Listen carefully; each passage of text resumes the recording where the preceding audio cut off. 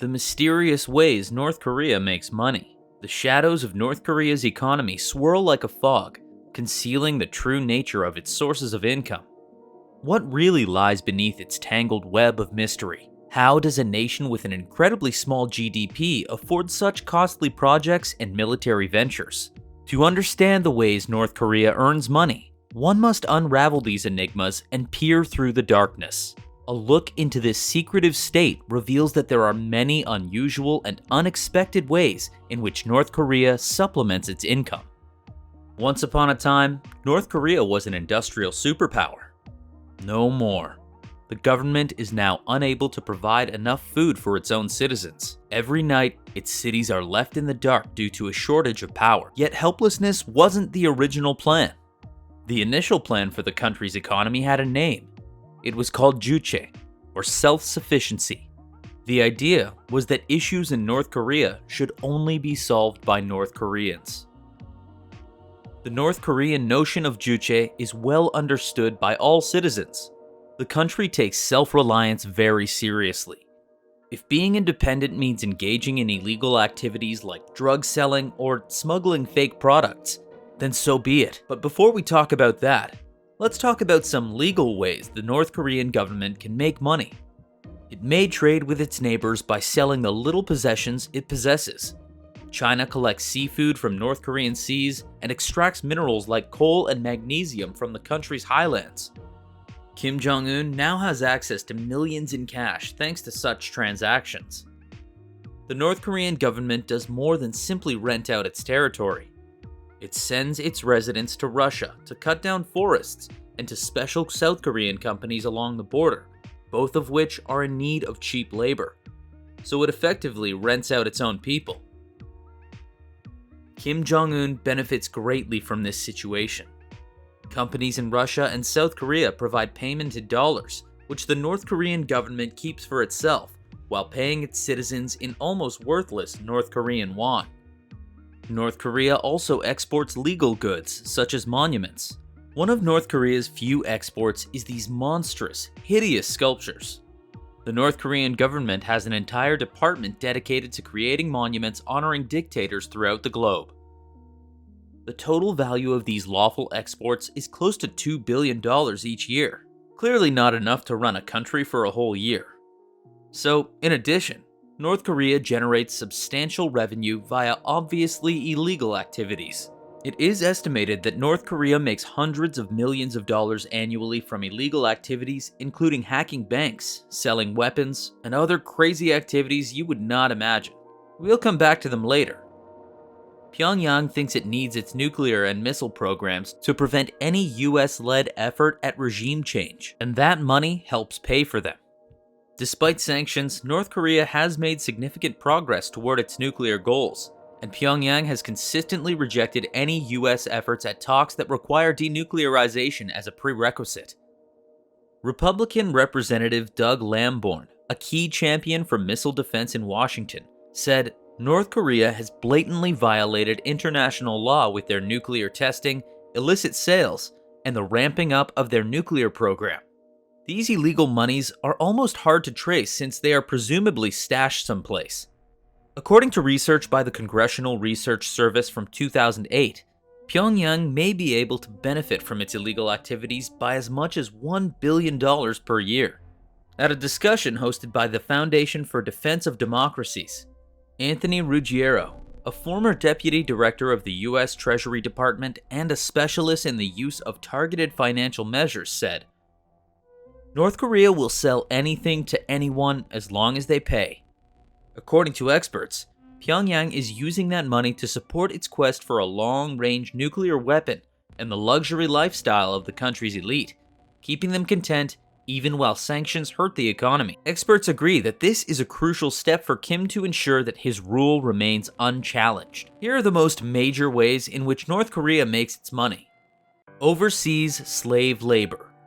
It seems that North Korea does not care about fundamental human rights. Thousands of North Koreans are sent each year to mine, build, and do other manual labor work for low wages in countries all over the globe. The employees are exploited mercilessly, and whatever money they make goes directly to the North Korean government, leaving them with little to support themselves and their families. In a sense, the North Korean government is supplying unpaid slaves everywhere, and in turn is getting its pockets filled.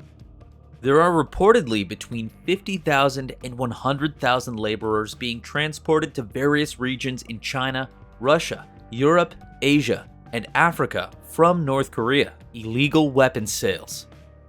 The North Koreans have established strong ties with African nations. Their mutual admiration for socialism is the cornerstone of their relationship. As a result of this alleged affinity, North Korea has become a significant source of weapons for these African nations. Arms and other weaponry worth around $250 million are supplied annually by North Korea to these countries, according to estimates. The main reason for this is the fact that Pyongyang has established weapons facilities in many African countries, including Uganda, Ethiopia, Madagascar, and the Democratic Republic of the Congo. Moreover, it has had a contract to construct military facilities in Namibia. Egypt and Libya have also received ballistic missile systems from North Korea. Drug trade. It is believed that North Korea has been involved in the production, distribution, and trafficking of illegal narcotics and pharmaceuticals since at least the 1970s.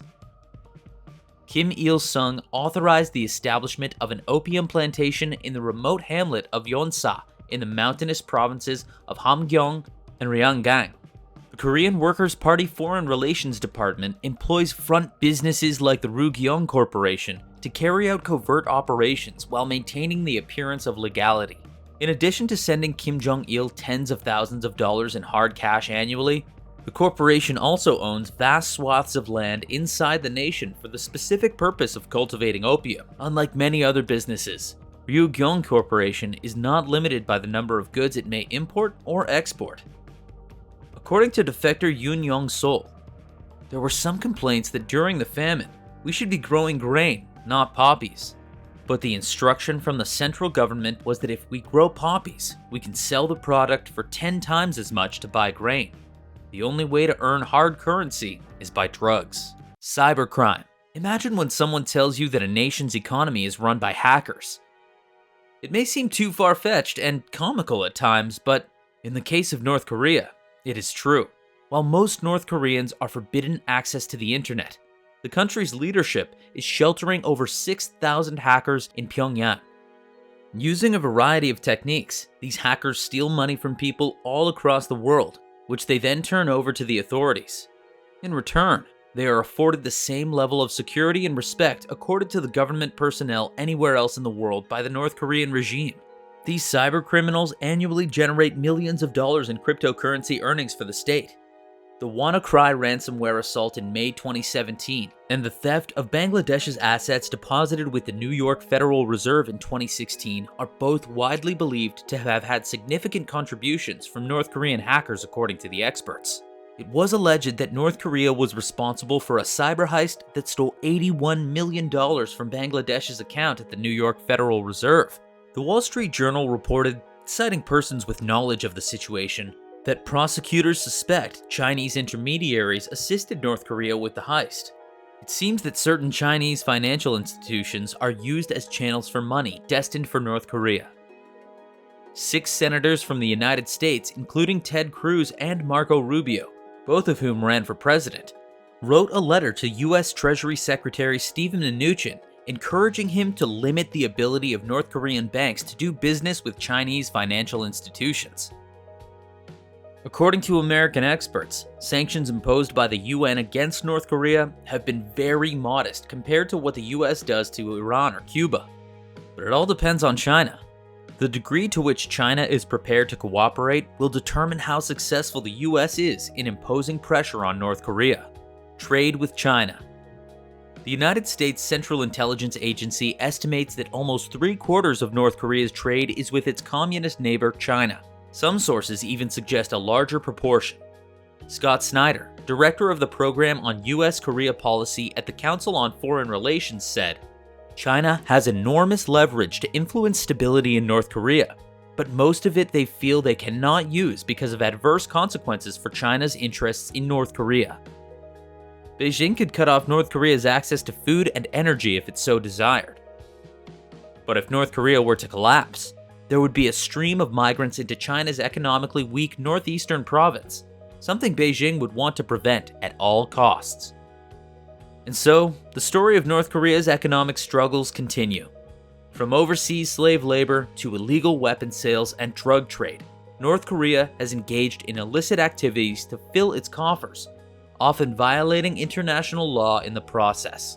The North Korean government's pursuit of nuclear weapons and its persistent rejection of talks on denuclearization have further strained its relationship with the international community.